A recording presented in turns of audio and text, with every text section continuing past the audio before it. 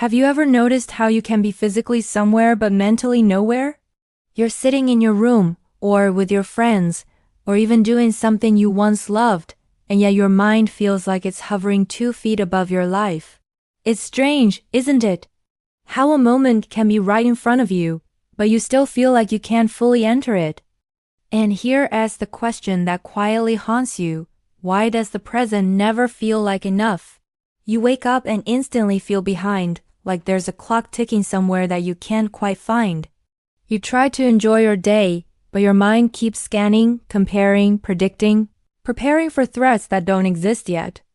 And deep down, you wonder why it feels easier to escape into your head than to simply be here now, in the life you're actually living. But here's the thing. This isn't laziness, and it's not carelessness. It's a survival pattern that used to protect you. You learned early on that being present wasn't safe. Maybe your home was unpredictable, or you had to grow up too fast, or you were taught that if you relaxed, something bad would happen. So your brain adapted. It started living in the future because the present felt unstable. It started running simulations, planning every outcome, predicting every failure, scanning every possibility. Your mind became a shield, a map, a defense mechanism, and it worked. It kept you alert, prepared, ready. But now you're older, and the danger is gone, but the pattern stayed. That's why you struggle to sink into the moment. Your nervous system still thinks it's unsafe to exhale. And this is where it gets interesting. When you can't stay present, it's usually because you learn that presence equals vulnerability.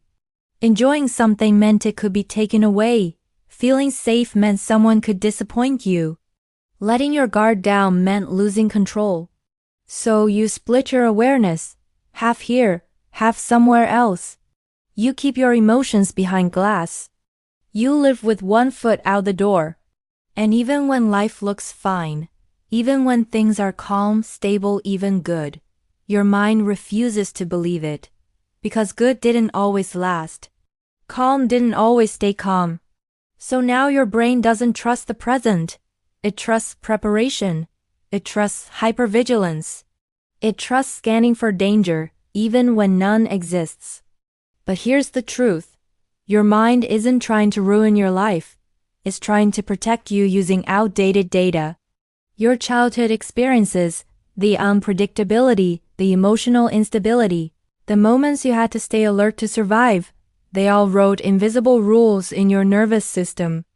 Rules like, don't relax, don't trust calm, don't get comfortable, and stay one step ahead. And even now, when your life is different, your brain still runs the old software. That's why you keep drifting into overthinking. That's why joy feels muted. That's why you struggle to slow down. That's why the present feels blurry. You assume you're unmotivated, disconnected, distracted. But the truth is simpler. Your nervous system never learned how to feel safe being present. Your body sits in the moment, but your mind is stuck in the past, or running into the future, or avoiding the feelings that rise in stillness. Stillness can feel threatening when you're used to chaos. Quiet can feel dangerous when noise was normal. Peace can feel unnatural when anxiety was familiar. But here is something most people never realize.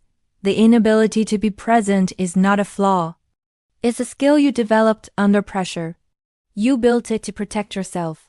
You created distance because closeness once hurt. You created mental escape routes because staying put felt unsafe. You constantly predicted the future because the present was unpredictable. That is resilience. That is intelligence. That is survival. But now, that same adaptation is aging out. What once protected you is now preventing you from living. You deserve to experience your own life. You deserve to feel the warmth of a moment without bracing for impact. You deserve to taste joy without apologizing for it.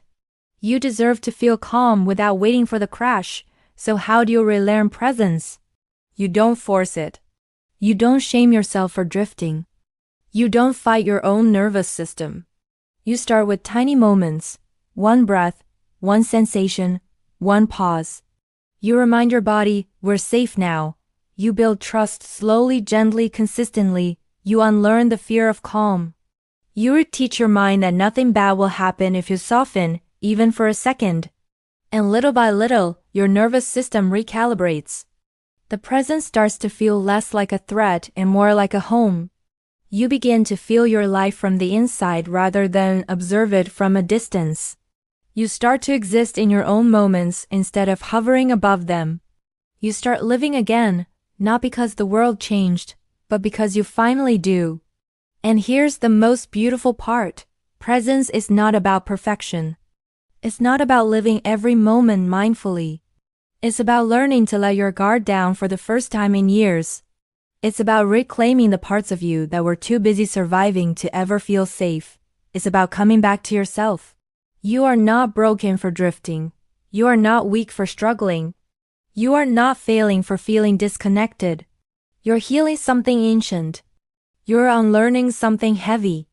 You're returning to the version of you who deserves safety from the beginning. And maybe that's the real message here. The life you want is already happening, slowly, quietly, right in front of you. It's waiting for you to arrive, and you will.